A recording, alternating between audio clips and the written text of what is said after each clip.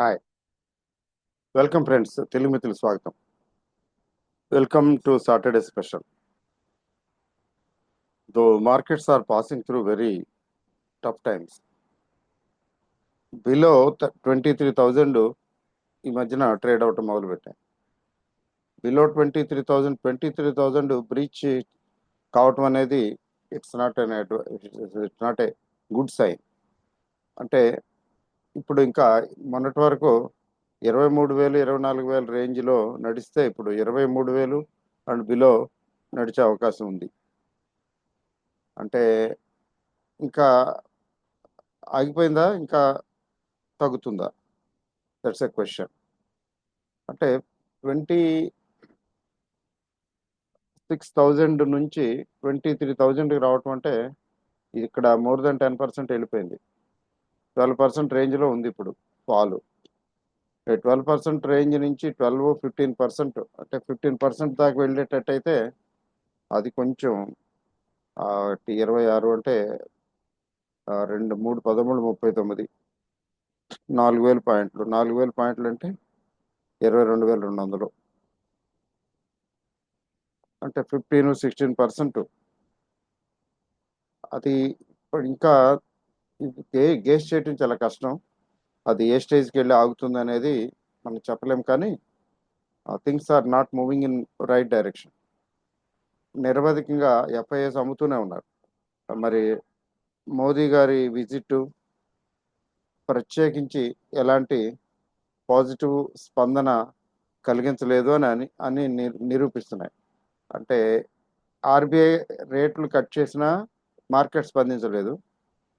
Trump గారిని visit చేసి వచ్చారు మోదీ గారు, అయినా మార్కెట్లు స్పందించటం లేదు.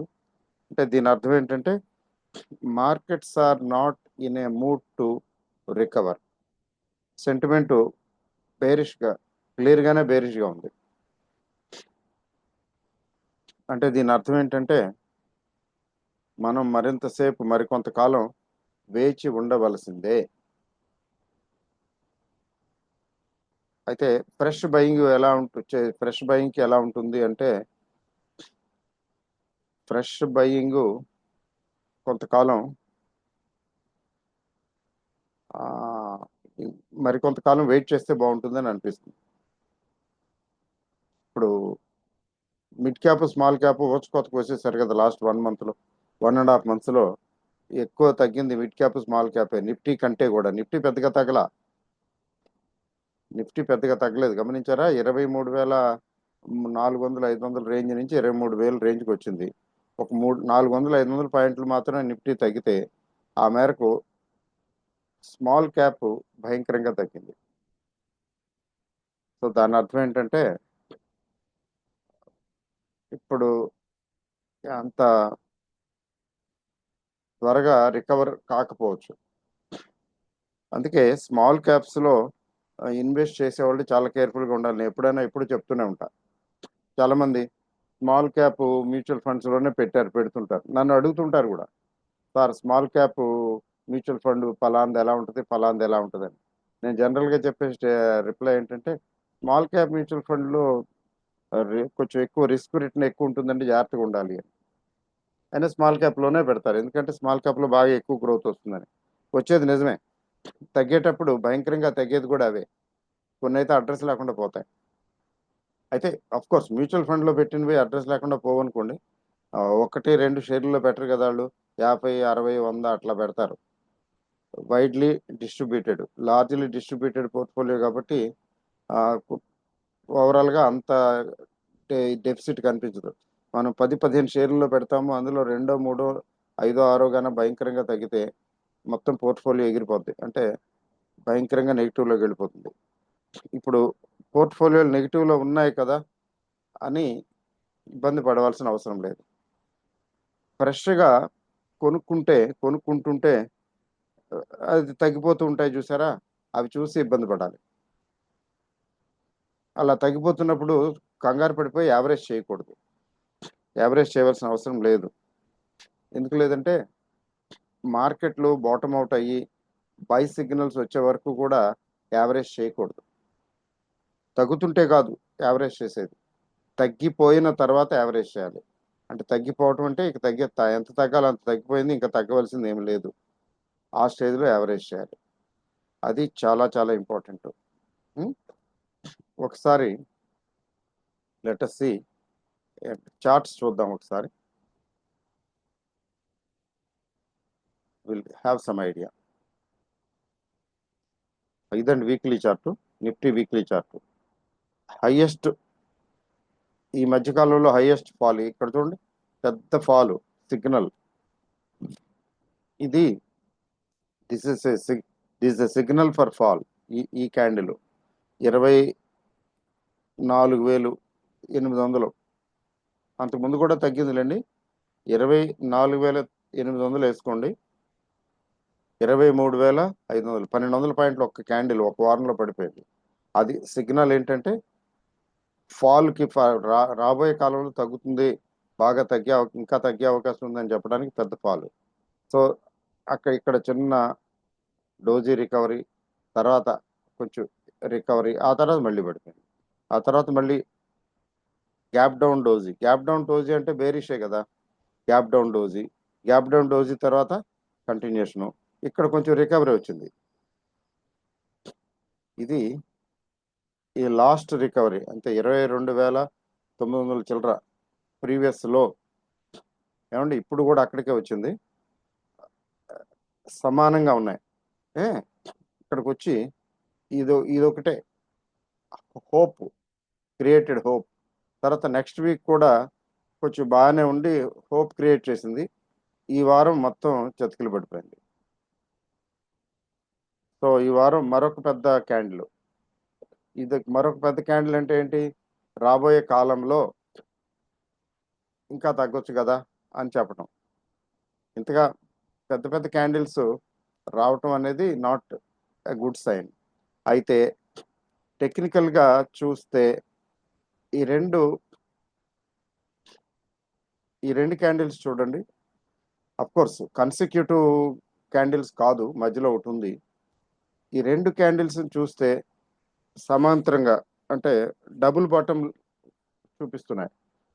ఈ డబుల్ బాటమ్ ఇండికేషన్ ఏంటంటే ఇక్కడ నుంచి స్మాల్ రిలీఫ్ ర్యాలీ, అంటే నెక్స్ట్ వీక్ ఒక స్మాల్ రిలీఫ్ ర్యాలీ రావడానికి అవకాశం ఉంది.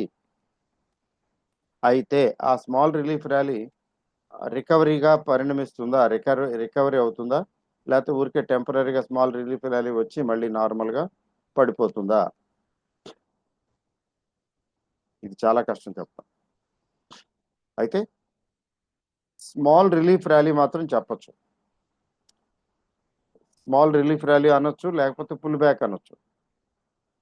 అంటే నెక్స్ట్ వీక్ ఇంకా 100-150 పాయింట్లు తగ్గినా, 200 పాయింట్లు తగ్గినా అక్కడ రికవరీ వచ్చే అవకాశం ఉంది. ఎట్లా చెప్తారు అంటే ఇక్కడ ఏం జరుగుతున్నదంటే ఓవర్ సోల్డ్ జోన్లోకి వచ్చింది. ఈ ఓవర్ సోల్డ్ జోన్లోకి వచ్చింది కాబట్టి ఓవర్ సోల్డ్ జోన్ నుంచి కొంచెం రికవరీ వస్తుంది. అది నిలబడుతుందా లేదా అనేది తదుపరి డెవలప్మెంట్స్ మాత్రమే చెప్తాయి. ప్రస్తుతానికైతే మాత్రం మార్కెట్లు చాలా డౌన్గా ఉన్నాయి. బ్యాంక్ నిఫ్టీ పరిస్థితి కూడా అదే.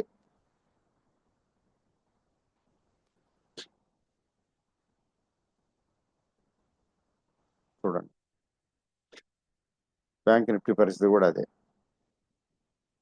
అయితే నిఫ్టీ కంటే బ్యాంక్ నిఫ్టీ కొంచెం బెటర్గా ఉంది. ఎందుకంటే బాగా తగ్గింది కాబట్టి, ఇంతకు ముందే బాగా తగ్గింది కాబట్టి ఇప్పుడు అంత బాగా కాకుండా కొంచెం లైట్గా 49,000కి మరొకసారి వచ్చింది కదా. 49,000 దగ్గర సపోర్ట్ తీసుకుంటున్నది ప్రతిసారి. ఈసారి కూడా తీసుకుంటుందా లేదా అనేది మనం చెక్ చేయాలి. But the things are not moving in right direction. Auto in particular చాలా భయంకరంగా దెబ్బతిన్నది. Okay, so recovery and support, resistance కాదు కానీ సపోర్ట్ లెవెల్స్ చూడాలి. ఇప్పుడు కొంచెం వీక్లీ చార్ట్లో 1 year, 2 years, 3 years చూద్దాం. వీక్లీ చార్ట్లో 3 years వీక్లీ చార్ట్ చూద్దాము. సపోర్ట్ రెసిస్టెన్స్ కాదు కానీ సపోర్ట్లు ఎక్కడెక్కడ ఉన్నాయి అది చూద్దాం. చూడండి, ఇది వీక్లీ చార్ట్, 3 years చార్ట్. అంటే లాంగ్ టర్మ్ చార్ట్. ఇది ఇక్కడ ఒక సపోర్ట్ తీసుకుంది, ఇక్కడ సపోర్ట్ తీసుకుని ఇక్కడ నుంచి పికప్ అయింది. బ్యాంక్ నిఫ్టీ గురించి మాట్లాడుతున్నాను. అయితే ఆ సపోర్టు చూడండి, జస్ట్ ఫర్ యువర్ ఇన్ఫర్మేషన్. ఇక్కడ సపోర్ట్ తీసుకుంది, సపోర్ట్ తీసుకుని 48,000 చిల్లర, 48,400 ఆ రేంజ్లో సపోర్ట్ తీసుకుని 50,000కి వెళ్ళింది. మళ్ళీ 50,000 నుంచి మళ్ళీ తిరుగుముఖం పడుతున్నది. అంటే మరొకసారి 48,000 చిల్లర, 48,400, 500 రేంజ్కి మరొకసారి రావచ్చు. ఇది పొజిషన్. ఇది బ్రీచ్ అయితే మాత్రం నెక్స్ట్ సపోర్ట్ లెవెల్ 47.5, 47,500. అంతకన్నా తగ్గటం జనరల్గా వీలు పడదు, కొంచెం కష్టం. అంతకన్నా తగ్గకపోవచ్చు, అంతకన్నా తగ్గకపోవచ్చు, అంతే చెప్పగలం. తగ్గదు అని గ్యారంటీగా చెప్పలేం, కానీ అంతకన్నా తగ్గకపోవచ్చు. ఇది బ్యాంక్ నిఫ్టీ స్టోరీ. మరి నిఫ్టీ ఏంటి? నిఫ్టీ బ్యాంక్ నిఫ్టీ కంటే ఎక్కువ ఎఫెక్ట్ అయింది. ఇది ఇక్కడ సపోర్ట్, ఆల్రెడీ సపోర్ట్ లెవెల్కే వచ్చి ఆగింది. ఈ సపోర్ట్ లెవెల్కి వచ్చి ఆగింది, కానీ నిలబడుతుందా? We don't know. నిఫ్టీ ఒక సపోర్ట్ లెవెల్కి వచ్చింది. తర్వాత ఇది బ్రీచ్ అయితే మాత్రము కొంచెం ఇబ్బందే. Next support level 22,500. మీరు నోట్ చేసుకోండి, 22,500 నెక్స్ట్ సపోర్ట్ లెవెల్. అంటే తగ్గుతున్నప్పుడు ఎప్పుడు కూడా ఫర్దర్ ఎక్కడి వరకు తగ్గుతుంది అనేది చూస్తాం. పెరుగుతుంటే ఫర్దర్ ఇంకా ఎంతవరకు పెరగగలదు అది చూస్తాం. న్యాచురల్ డౌన్ ట్రెండ్ ఇంకా ఎంతవరకు తగ్గొచ్చు అంటే 22,500 వరకు వెళ్ళొచ్చు. అయితే 22,500 నెక్స్ట్ వీక్ వెళ్ళిపోతుందా అంటే ఏం చెప్పలేం, కానీ జనరల్గా మధ్యలో చిన్న పుల్ బ్యాక్ ర్యాలీ రావచ్చు. ఆ పుల్ బ్యాక్ ర్యాలీ వచ్చినప్పుడు ఏంటంటే, ఇప్పుడు కన్సిస్టెంట్గా చాలా రోజులుగా మనం సెల్ ఆన్ రైజ్ మోడ్లో ఉంది మార్కెట్. సెల్ ఆన్ రైజ్, పెరిగినప్పుడల్లా అమ్మండి మార్కెట్ని. Okay, sell on rise market. ఈ సెల్ ఆన్ రైజ్ మార్కెట్ అక్కడి వరకు రావచ్చు. అది తగ్గితే ఎలక్షన్ టైంలో వచ్చిన లో ఉంది కదా, 22,900, 22,800, సారీ 21,900. ఈ 21,900, 22,000 ఆ రేంజ్ ఉంది కదా, ఆ రేంజ్ నెక్స్ట్ లెవెల్. అయితే అక్కడికి ఇమీడియట్గా రాకపోవచ్చు, ఇమీడియట్గా నెక్స్ట్ వీక్ రాకపోవచ్చు అట్లీస్ట్. ఎందుకని రాకపోవచ్చు అంటే మధ్యలో 1 or 2 పుల్ బ్యాక్ ర్యాలీస్ ఉంటాయి. అబ్బో పర్వాలేదు, చాలా తగ్గింది, ఇక్కడి నుంచి కొంచెం రికవర్ అవుతులే అని ఆశపడి మళ్ళీ అక్కడ ఎంటర్ అవుతారు ట్రేడర్స్ కానీ ఇన్వెస్టర్స్ కానీ. అక్కడ చిన్న ట్రేడర్స్ లేండి, పెద్ద ట్రేడర్స్ చాలా తెలివిగా ఉంటారు. అక్కడ ఎంటర్ అయిన తర్వాత మళ్ళీ ఒకసారి పడేయటానికి ప్రయత్నిస్తారు వాళ్ళు. బుల్స్ కన్సర్టెడ్గా అంటే స్ట్రాంగ్గా ఇదైతే తప్ప మార్కెట్లు ఇలా తగ్గుతూనే ఉంటాయి. ఫాలింగ్ మార్కెట్లో బేర్స్ చిల్లో చాలా స్ట్రెంగ్త్ ఉంటుంది. ఎందుకంటే అమ్ముతూ పడేస్తూ కొద్దిగా ప్రాఫిట్లు బుక్ చేసుకుంటూ పడేస్తూ కొంచెం బలోపేతంగా తయారవుతారు కదా, డబ్బులు సంపాదించుకుంటారు కదా. దానివల్ల వాళ్ళు కొద్దిపాటి రికవరీ, కాస్త కోస్త రికవరీ అయినా కానీ వాళ్ళు తట్టుకోగలరు, వదిలిపెట్టగలరు. అంటే బయింగ్ చేయరు, షార్ట్ కవరింగ్ చేయలేకపోయేటప్పటికి బుల్స్ ఉంచుకోలేక మళ్ళీ అమ్మేస్తుంటారు. కొద్దిగా రికవర్ అవ్వగానే కొద్దిగా పెరిగితే మళ్ళీ తిరిగి అమ్ముతారు వాళ్ళు. ఎందుకంటే ఉంచుకుంటే మళ్ళీ పడిపోద్దేమో భయంతో. అందువలన ఏంటంటే మార్కెట్స్ బేర్స్ పక్షాన వెళ్తాయి, బేర్స్కి అనుకూలంగానే నడుస్తాయి. బేర్ మార్కెట్లో, బుల్ మార్కెట్లో బుల్స్ దే విల్ లీడ్, వాళ్ళకి అనుకూలంగా నడుస్తాయి బుల్ మార్కెట్లో. ఓకే అండి. సో ఇది స్టోరీ. అందువల్ల ఏంటంటే one has to be very careful. ఈ వీక్లీ చార్టు లాంగ్ టర్మ్ తీసుకుంటే 21,900, 22,500 రెండు సపోర్ట్ లైన్లు కనపడుతున్నాయి. అయితే మధ్యలో pull back rally very much possible. So ఇది స్టోరీ బ్యాంక్ నిఫ్టీ తాలూకు. మరైతే మన పోర్ట్ఫోలియోలు భయంకరంగా పడిపోతున్నాయి కదా. నేనైతే చూడటం మానేస్తాను చాలా రోజులుగా, చూసి ప్రయోజనం లేదు. ఊరికే జస్ట్ అకాడమిక్ ఇంట్రెస్ట్ కొన్ని చూడటం, ఇది తగ్గిందా తగ్గుతుందా, ఇట్స్ ఓకే. తగ్గిందా ఓకే, తగ్గిందా ఓకే. సరే తగ్గని చూద్దాం. తగ్గితే మనం కొనుక్కునే బయింగ్ ఆపర్చునిటీ వస్తుంది కదా, లేటెస్ట్ బై. కానీ అలా అని కంగారుగా ఏం కొనొద్దు. ఆ రకమైన ఇది ఎప్పుడు ఉంటుందంటే మన దగ్గర ఫండ్స్ ఉన్నప్పుడు. మన దగ్గర ఫండ్స్ అయిపోయాయి అనుకోండి, మనకు ధైర్యం చాలు. ఎందుకంటే మన దగ్గర ఉన్న పోర్ట్ఫోలియో ఒక పక్కన పడిపోతుంటుంది. పోనీ ఏదైనా కొందామంటే డబ్బులు ఉండవు, దాంతో ఇబ్బంది. ఇప్పుడు స్మాల్ క్యాప్ మిడ్ క్యాప్ ఎలా ఉన్నాయో ఒకసారి చూద్దాం, just for interest sake.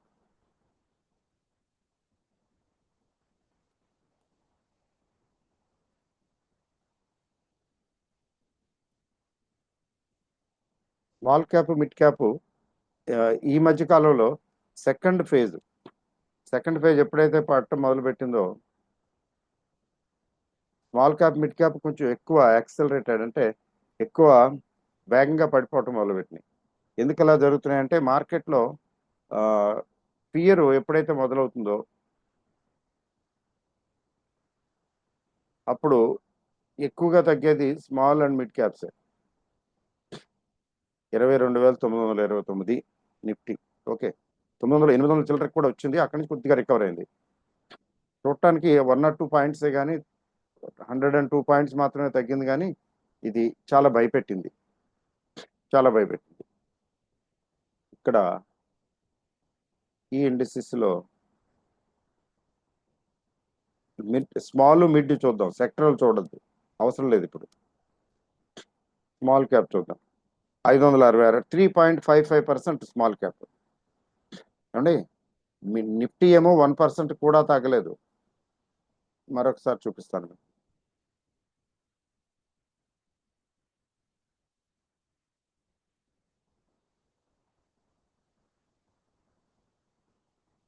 Nifty మళ్ళీ వెనక్కి వెళ్ళిపోయామా సార్, ఇండియన్ ఇండస్ట్రీస్ ఒకసారి చూడండి. నిఫ్టీ ఎంత తగ్గిందండి? 102 పాయింట్స్, 22,929. అంటే 0.5% కూడా లేదు, 0.44% తగ్గింది. డన్. 0.5% కూడా తగ్గలేదు నిఫ్టీ. వేరేజ్ నిఫ్టీ నెక్స్ట్ 50 ఎక్కడ ఉందో చూద్దాం. ఎందుకంటే చాలా మంది ఇండెక్స్ ఫండ్స్ లో ఇన్వెస్ట్ చేస్తారు కదా. నిఫ్టీ నెక్స్ట్ 50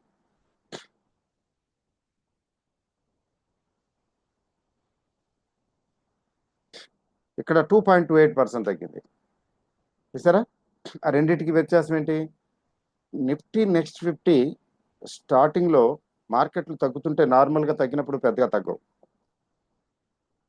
కన్సిస్టెంట్ గా పడిపోతూ ఉంటే నిఫ్టీ 50 కంటే నిఫ్టీ నెక్స్ట్ 50 వేగంగా తగ్గుతుంది.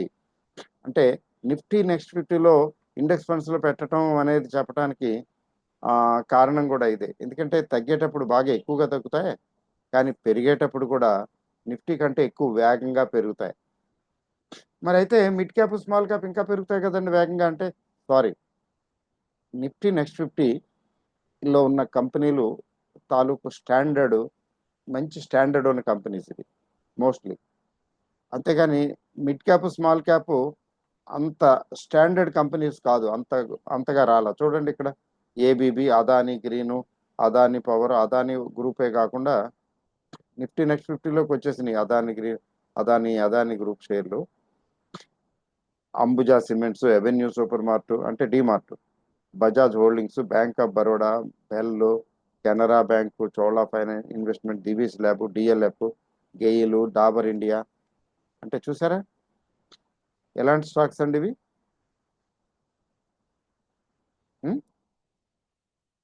స్టాండర్డే కాదండి ఈ స్టాక్స్. గెయిలు నిఫ్టీ 50 స్టాకు, కానీ కొంచెం తేడా వచ్చేటప్పటికి తీసి పడేసి నెక్స్ట్ 50లో పడేశారు.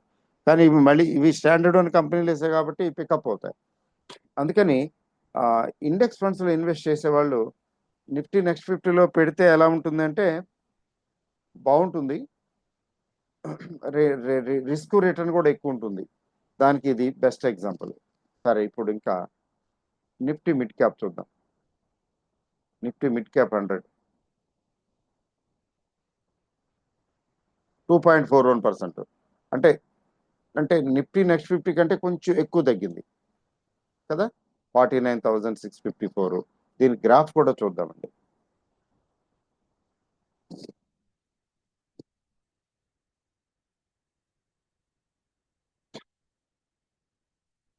దీని గ్రాఫ్ చూస్తే 52 వీక్ హై 60,925, అంటే 60,000 61,000 ఆల్మోస్ట్. కానీ ఇప్పుడు ఎంత ఉందండి? లో ఎంత అంటే 45,000. ఇప్పుడు ఎక్కడున్నాం అంటే 49,000 దగ్గర ఉన్నాం. అంటే 52 వీక్ లోకి 4,000 పాయింట్స్ దగ్గరలో ఉన్నాం. 4,000 points, just 4,000. Year to date ఈ సంవత్సరం జనవరి నుంచి తీసుకుంటే 13% తగ్గాయట, 13.19. కానీ ఈ సంవత్సరంలో ఇప్పటి వరకు మీ పోర్ట్ఫోలియోలో 13% కంటే ఎక్కువ తగ్గితే మీ మీ పోర్ట్ఫోలియో కొంచెం వీక్ అనమాట. అంత తగ్గలేదండి అంటే అంటే ఈ సంవత్సరం అంటే జనవరి ఫిబ్రవరి, అంతకన్నా ఇక అంత తగ్గలేదండి అంటే మీ పోర్ట్ఫోలియో దీనికన్నా స్ట్రాంగ్గా ఉందని అర్థం. చూడండి, ఘోరంగా ఇది హై. ఈ హై నుంచి ఎక్కడికి వచ్చింది, ఎంత లోకి వచ్చిందో చూడండి. ఘోరాతి ఘోరంగా పడిపోయింది. 60,000 ఎక్కడ, 45,000 ఎక్కడ, ఏమండి? 1/4 ఎగిరిపోయింది. 60,000 అంటే 4 10 60, 3 10 45. 1/4 అంటే 25% ఎగిరిపోయింది మిడ్ క్యాప్, రైట్. బట్ దీన్ని తగ్గిపోవటంగా భావించకూడదు, ఆలోచించకూడదు. ఎందుకని ఆలోచించకూడదు అంటే అది అంతే. Every fall has an opportunity. Every fall is an opportunity, అట్లా తీసుకోవాలి. Every fall is an opportunity అని దాని అర్థం. మీకు తగ్గినప్పుడల్లా తగ్గింది, ఇప్పుడు ఇంత తగ్గింది కొంటాను, తగ్గినప్పుడల్లా కొనుక్కుంటూ పోకూడదు. తగ్గినప్పుడు కొంచెం ఆగి ఆగి ఆచితూచి అడుగులేయాలి. స్మాల్ క్యాప్ 100 అండి, 3.55%. స్మాల్ క్యాప్ ఇంకా తగ్గింది. అవి 2%, 2.2%, 2.5%లో తగ్గితే నిఫ్టీ 50, నిఫ్టీ నెక్స్ట్ 50 ఇవి మాత్రం ఏకంగా 3.55%. 3.55% అంటే దగ్గర దగ్గర 3.5-4% అంటే ఎంత ఘోరం ఆలోచించండి ఒకసారి. అమర్ రాజా 3%, అంబర్ ఎంటర్ప్రైజెస్ 5%. చాలా గొప్ప షేర్ కదా అంబర్ ఎంటర్ప్రైజెస్, కానీ చూడండి 5% తగ్గింది. ఏంజల్ 4.46%. అపార్ ఇండస్ట్రీస్ 5.6%. చాలా స్ట్రాంగ్ కంపెనీ. సారీ, స్ట్రాంగ్ లేదు, వీక్ లేదు, కొట్టుకుపోతాయి. వరదలు వచ్చినప్పుడు చిన్న పెద్ద తేడా లేదు. చిన్న బిల్డింగు పెద్ద బిల్డింగు, లేకపోతే చిన్న చెట్టు పెద్ద చెట్టు అని ఉండదు కదా, కొట్టుకుపోతాయి కదా వరదలు. యాస్టర్ డిఎం హెల్త్ స్ట్రాంగే, 415 అంటే 3.55%. అతులు బాటా, ఆహా, బాటా కూడా తగ్గింది. బిఎంఎల్ 6%. బిర్లా సాఫ్ట్ ఘోరం 488 అంటే 3.53%. ఇవి వీటిలో చెత్తవి, పనికిమాలినవి, మంచివి కావు అనుకున్నవి ఏమి లేవు. చూసారా? దీని హిస్టరీ బ్యాక్గ్రౌండ్ చూద్దాం.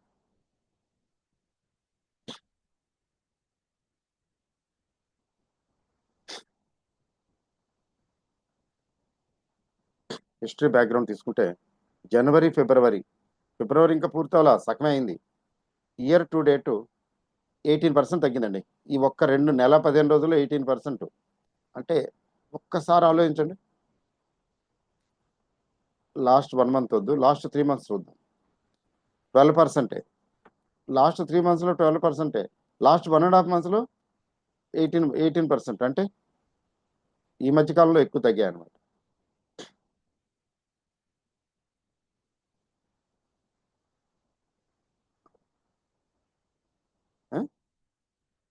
లాస్ట్ 6 మంత్స్లో 15% మాత్రమే తగ్గింది. లాస్ట్ 16%, 6 మంత్స్లో కేవలం 15%. అంటే మ్యాక్సిమం ఎక్కడ తగ్గింది? లాస్ట్ 1.5 2025లోనే తగ్గాయి మ్యాక్సిమం. లాస్ట్ 1 ఇయర్లో ఓన్లీ 3% అట. హలో, అంటే దీన్ని బట్టి ఏంటంటే ఒక సంవత్సరం కిందట కొనుక్కున్న వాళ్ళకి ఏమండి, సంవత్సరం కిందట కొనుక్కున్న వాళ్ళకి కేవలం 3% తగ్గింది. 6 నెలల కిందట కొనుక్కున్న వాళ్ళకి, అంటే ఈ షేర్లు లేండి, ప్రతిదీ ఏది పడితే అది కాదు. 6 నెలల కిందట కొనుక్కున్న వాళ్ళకి 14-15% తగ్గింది 6 నెలల కిందట. అలాగే 3 మంత్స్ కిందట కొనుక్కున్న వాళ్ళకి 12%. ఈ సంవత్సరంలో కొనుక్కుంటే 18% తగ్గింది. That is the story. Okay, అందుకనే స్మాల్ క్యాప్స్ విషయంలో చాలా కేర్ఫుల్గా ఉండాలి. అందుకనే స్మాల్ క్యాప్ మ్యూచువల్ ఫండ్లో పెడితే ఎట్లా ఉంటుందంటే కత్తి మీద సాము, నిప్పుతో చెలగాటమే. చాలా జాగ్రత్తగా ఉండాలి, లేకపోతే ఎక్కడికి వెళ్ళిపోతామో తెలియదు. బట్ అందరూ ఇన్వెస్ట్ చేసేది ఎక్కువ మిడ్ క్యాప్, స్మాల్ క్యాపే. ఓకే అండి. సో నేను చెప్పాలనుకున్నది ఇప్పటి వరకు చెప్పేశాను, బాగానే ఉంది. నెక్స్ట్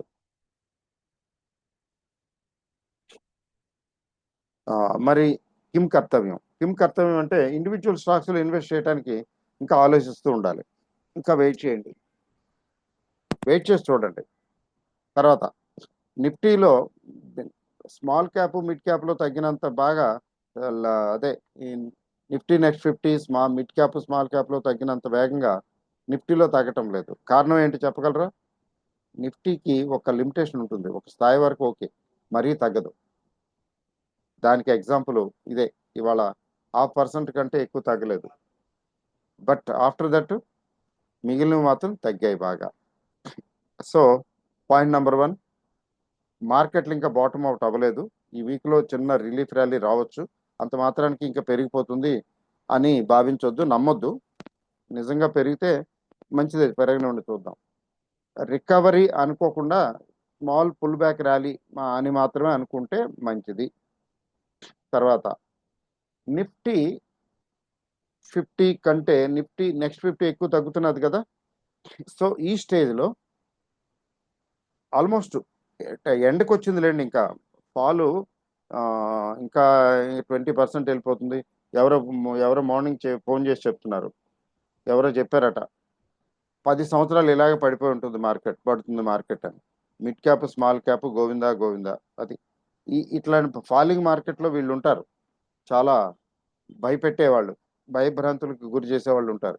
ఇలా 10 ఏళ్ళు, నేను అన్నాను 10 ఏళ్ళు కాదు, 10 నెలలు కూడా ఉండదు ఫాలు, మ్యాక్సిమం 1 మంత్ 2 మంత్స్ ఉంటుంది. మార్చి ఉంటే మ్యాక్సిమం ఎక్కువ ఏప్రిల్ నుంచి రికవరీ అవుతుంది అని చెప్పాను. వాళ్ళు కన్విన్స్ అయ్యారా లేదా అనేది నాకు తెలియదు, ఇది నా అభిప్రాయం మాత్రమే. కాబట్టి ఇంకా ఎంతో తగ్గిపోతుంది, పడిపోతుందని నేనైతే అనుకోవటం లేదు. ఇంకా తగ్గుతుంది, కానీ కొంచెం తగ్గుతుంది. సో అట్లా భయపడకండి. ఇప్పుడు ఇంకా ఏంటంటే మనం మార్కెట్లు బాగుంటుంటే మార్కెట్లు ఇంకా తగ్గుతుంటే నిఫ్టీ 50లో ఈటీఎఫ్లు కొనుక్కోవచ్చు. మరోసారి చెప్తున్నాను కదా, ఇంతకుముందు కొనకపోతే కొనండి. ఆల్రెడీ కొనుక్కున్నారా, వెయిట్ చేయండి, వెయిట్ చేసి ఇంకా తగ్గినప్పుడు యావరేజ్ చేయండి. ఇంకొక 5% తగ్గితే ఇంకా అప్పుడు యావరేజ్ చేయండి ఆల్రెడీ కొనుక్కున్న వాళ్ళు. అలా కాకుండా ఇంతవరకు కొనలేదనుకోండి, ఇప్పుడు కొనుక్కోవచ్చు. నిఫ్టీ 50 ఈటీఎఫ్లు కొనుక్కోవచ్చు. ఎందుకంటే అవి రిలేటివ్లీ సేఫ్ షేర్లతో పోలిస్తే. అంతేగాని రిస్క్ లేకుండా ఏం లేదు. There is risk, you have to brace it, you have to care for it. Risk Nifty అంటే రిస్క్ ఉండదు ఈక్విటీలో అని అనుకోవద్దు. అయితే ఆ రిస్క్, క్యాపిటల్ రిస్క్ మాత్రం ఉండదు. క్యాపిటల్ రిస్క్ అంటే మీ అందరికీ తెలుసు కదండి, మనం పెట్టిన పెట్టుబడి పోవటం అలా ఉండదు. అంటే ఈక్విటీలో అయితే ఏదైనా కంపెనీలో షేర్లో పెడితే టోటల్గా పోవచ్చు, జీరో అయిపోవచ్చు. డిహెచ్ఎఫ్ఎల్ అట్లాంటి కొన్ని చూసాం మనం పెట్టిన డబ్బులు పూర్తిగా పోవచ్చు. కానీ 100 కోటికి ఏదో ఒకటి ఉంటుంది. మనం ఏదైనా మన బ్యాడ్ లక్ మనకి మన లైఫ్లో అలా 1-2 సార్లు జరుగుతాయి. కానీ మనం హైలీ స్పెక్యులేటివ్ షేర్లు కొంటే మాత్రం వాటిలో కొంచెం పర్సంటేజ్ ఎక్కువ ఉంటుంది. అలా 1-2% ఉంటాయిలేండి జీరో జీరో అయిపోయేవి, జనరల్గా అవ్వవు. మరో రిస్క్ ఏంటంటే ప్రైస్ రిస్క్. ప్రైస్ తగ్గుతూ ఉంటుంది, పెరుగుతూ ఉంటుంది, ఫ్లక్చువేషన్స్ ఎక్కువ ఉంటాయి. అందువల్ల ఏంటంటే one has to be careful. అయితే ఈటీఎఫ్లు అయితే ఏంటంటే ఇండెక్స్కి సంబంధించినటువంటిది కదా, ఒక ఇండివిజువల్ స్టాక్ కాదు కదా. నిఫ్టీ 50 ఈటీఎఫ్ అనుకోండి, నిఫ్టీ బీస్ అంటారు. ఆ నిఫ్టీ బీస్ ఈటీఎఫ్లు 50 షేర్లను రిప్రజెంట్ చేస్తున్నాయి కాబట్టి 50 షేర్లు ఎప్పుడు జీరో అవ్వవు. 50 షేర్లు భయంకరంగా పడిపోవు, కొన్ని తగ్గుతాయి, కొన్ని పెరుగుతాయి. అందువల్ల రిస్క్ తక్కువ. ఇంకా ఒక 5%, అరౌండ్ 5% కానీ తగ్గితే నిఫ్టీ నెక్స్ట్ 50లో వండర్ఫుల్ ఆపర్చునిటీ వస్తుంది. Are you with me? Nifty next 50 చాలా బాగుంటుంది. చాలా బాగుంటుంది ఏం లేదు, ఇంకా తగ్గితే నిఫ్టీ నెక్స్ట్ 50 ఇంకా బాగా తగ్గుతుంది కదా, అక్కడ బై చేస్తే అక్కడి నుంచి కొనుక్కుంటూ వెళ్ళిపోవటమే. అంటే ఎవ్రీ 5%కి కొనుక్కుంటూ వెళ్ళిపోవటం. ఇప్పుడు ఫర్ ఎగ్జాంపుల్ నిఫ్టీ మనం గాడ్ విల్లింగ్ అట్లా జరగకూడదు, 22,000 రేంజ్లోకి వచ్చింది అనుకోండి, నిఫ్టీ 50కి బదులు నిఫ్టీ నెక్స్ట్ 50 కొనుక్కోవచ్చు. అంటే you can start buying Nifty next 50 instead of Nifty 50. తర్వాత అక్కడి నుంచి 5% తగ్గినప్పుడల్లా నిఫ్టీ నెక్స్ట్ 50 కొనుక్కుంటూ వెళ్ళిపోతే యావరేజ్ చేసుకుంటూ.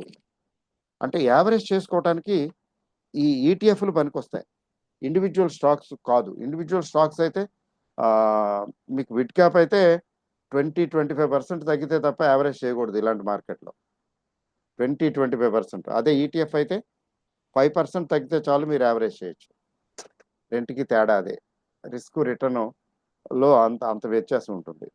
సో నిఫ్టీ నెక్స్ట్ 50లో ఈటీఎఫ్లు కొనుక్కునే టైం వస్తున్నదని అర్థం. ఇంకా తగ్గితే ఈ రేంజ్లోనే ఇట్లాగే ఉంటే నిఫ్టీ 50లో కొనుక్కోవచ్చు. మరి రిస్క్ ఉండదా అంటే ఇంకా తగ్గొచ్చు. తగ్గింది అనుకోండి ఏమవుతుంది, ఇంకా కొంచెం యావరేజ్ చేసుకోండి. యావరేజ్ చేసుకోవడానికి ఎప్పటికీ అవకాశం ఉంది. You always have the opportunity to average in ETFs, but not in individual stocks. Individual stocks చాలా కేర్ఫుల్గా ఉండాలి. Wait and watch. ఓకే అండి. So this is the story briefly. ఏం చేయొచ్చు, ఏం చేయాలంటే యావరేజ్ చేయాలనుకున్న వాళ్ళు వెయిట్ చేయొచ్చు, యావరేజ్ చేయాలనుకున్న వాళ్ళు వెయిట్ చేయొచ్చు. అలా కాదండి, ఫ్రెష్గా బయింగ్ చేద్దాం అనుకుంటున్నాము, ఆ షేర్ చెప్పండి, ఈ షేర్ చెప్పండి, ఆ ఈటీఎఫ్లు ఏంటండి పెద్దగా పెరగవు కదండి, కానీ పెద్దగా తగ్గవు కూడా కదా. ఇట్లాంటప్పుడు రిస్క్ రిటర్న్ రెండు చూసుకోవాలి. రిస్క్ రిటర్న్ రెండు చూసుకునేటట్టయితే ఇట్లాంటప్పుడు రెసిలియంట్ స్టాక్స్ మీద ఇన్వెస్ట్ చేయాలి. వాటిలో రెసిలియంట్ అంటే ఆ పదం వాడినప్పుడు బెస్ట్ ఏంటంటే ఈటీఎఫ్లు. రేపొద్దున మార్కెట్లు భయంకరంగా పెరిగిపోతేనో, నాకు బాగా గుర్తు, కరోనా టైంలో భయంకరమైనటువంటి భయపెట్టింది కదా మార్కెట్. మిగతా వాళ్ళందరి సంగతి ఎలా ఉన్నా కానీ నేను మాత్రం కొనొద్దు అని చెప్పిన తర్వాత ఇంకా తగ్గాయి. ఆ 4 రోజులు ఓహో మరి రావు గారు మీరు చాలా బాగా చెప్పారని అన్నారు. ఆ తర్వాత కొద్ది రికవరీ వస్తున్నది. అయితే అప్పుడు ఏం చెప్పానంటే నేను ఈటీఎఫ్లు కొనుక్కోండి అని చెప్పాను. బాగుంది. కొంతమంది కొనుక్కున్నారు, కొంతమంది కొనుక్కోలేదు, కొంతమంది అయితే అస్త్ర సన్యాసం చేసేసారు. నేను వద్దు, నాకు వద్దు, నాకు మార్కెట్ వద్దు. మొన్న మధ్య చెన్నైకి వెళ్ళాను. ఎవరో ఒక ఆయన నార్త్ ఇండియన్, చెన్నైలో మార్వాడి, జైన్, ఈజ్ జైన్, జైనా సింధియో నాకు ఆయన తెలీదు. మొన్నే తీసేసానండి అన్నాడు. ఎంతకంటే ఒక 5-6 లక్షలకు ఉంటే మొత్తం తీసేసానంట. మొత్తం వాళ్ళ టెంపర్మెంట్ అలా ఉంటుంది. షార్ట్ టర్మ్ గేమ్ ఆలోచించే వాళ్ళు ఏంటంటే చూసి ఇంకా నాకు లాభం లేదని మొత్తం తీసేస్తారు. అది రైట్ ఆ రాంగ్ అనేది నాకు తెలీదు.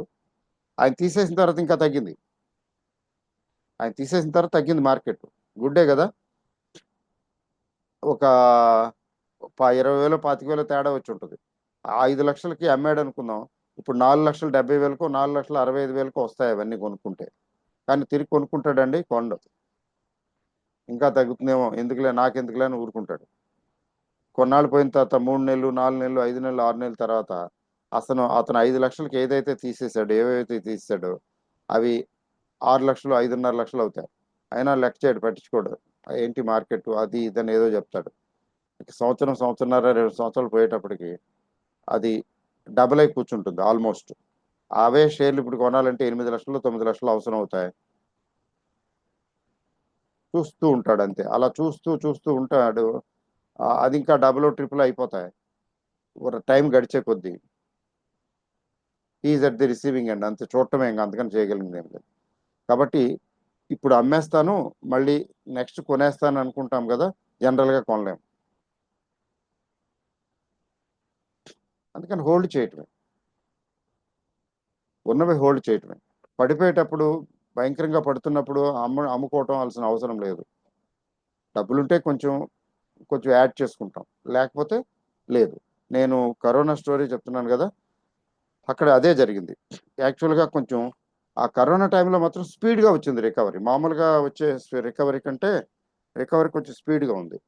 ఆ స్పీడ్ రికవరీలో ఏమైందంటే, ఆ తర్వాత రికవరీ అయిన తర్వాత ఒక 6 నెలలు, 8 నెలల తర్వాత ట్రాల్స్ మొదలు పెట్టారు కొంతమంది. మీరు మిస్లీడ్ చేశారు, మీరు కొనొద్దు కొనొద్దు అన్నారని చెప్పి మేము అమ్మేసి కూర్చున్నాము. కొనొద్దు అన్నా అని చెప్పి అన్నాను కాబట్టి వాళ్ళు అమ్మేసి కూర్చున్నారట. మళ్ళీ తిరిగి కొనలేదు, బోల్డ్ పెరిగిపోయినాయి షేర్లు. అది కంప్లైంట్. పోనీ నేను అన్నాను, ఈటీఎఫ్లు కొనుక్కోమన్నాను కదా, అవి పెరిగాయి కదా, అవి డబుల్ అయ్యాయి కదా. ఉహు, అలా కాదు, షేర్లే చెప్పలేదు, ఈటీఎఫ్లు ఎవడు కొంటాడు, అది వాళ్ళ ఆర్గ్యుమెంట్. అది షేర్లకి రిస్క్ ఎక్కువ ఉంటుంది కదా, చెప్పలేము. ఇవాళ 100 రూపాయలు ఉన్నది చెప్తే రేపొద్దున 85కి వచ్చేస్తుంది కళ్ళ ముందే. అందుకని షేర్లు కొనుక్కోండి ధైర్యం చేసి చెప్పలేం. మార్కెట్ బాటమ్ అవుట్ అయిపోయి రికవరీ పాత్లోకి వస్తే అప్పుడు చెప్తాం. ఏంటి పెరిగాక చెప్తున్నారు అంటారు కొంతమంది. అది పెరిగాక చెప్పటమే కరెక్ట్. ఎందుకంటే అది పెరుగుతుందో లేదో తెలియనప్పుడు, పడుతున్నప్పుడు చెప్పకూడదు.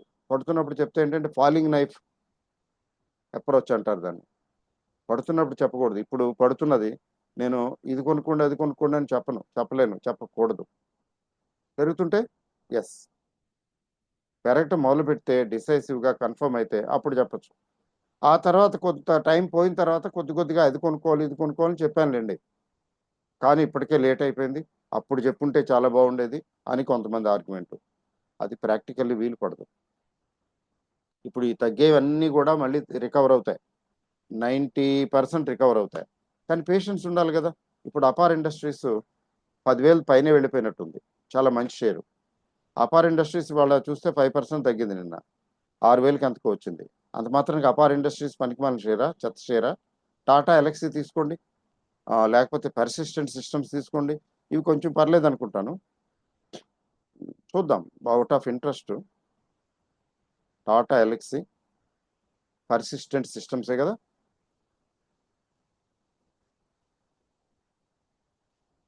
Tata Elxsi, persistent systems.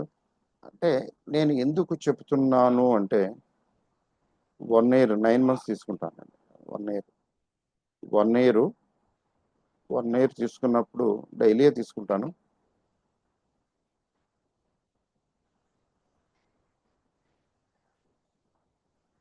టాటా ఎలక్సీ ఇది చెత్త షేరా, పనికిమాలిన షేరా? రీసెంట్ గా 9,000కి వెళ్ళింది, ఇంతకుముందు 15,000కి కూడా వెళ్ళింది. దీని చరిత్ర చూడండి ఒకసారి. టాటా ఎలక్సీ ఇది నేను ఎప్పుడో స్మాల్ క్యాప్ లో చెప్పిన స్టాక్ ఇది. 2 ఇయర్స్ తీసుకుంటాను. స్మాల్ క్యాప్ లో అంటే 2021లో చెప్పినట్టున్నాను, 2021. ఇక్కడ 9,000, పోన్లేండి 9,000 అనుకుందాం. అయ్యి ఇప్పుడు ఎంత ఉంది, 6,000 ఉంది. 6,000, 6,100. అంటే ఇది పనికిమాలని చెత్త షేర్ ఏమన్నా పడిపోయిందని? అంటే ఇట్లా నేను చెప్తుంటే చూసేసి గబుకుని కొనేయకండి. నేను డిస్కస్ చేస్తే చాలు కొంతమంది కొనేస్తారు, అట్లా ఆ పని చేయకండి. పర్సిస్టెంట్,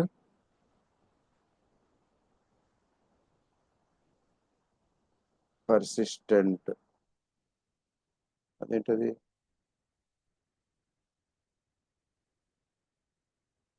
లేదేంటి?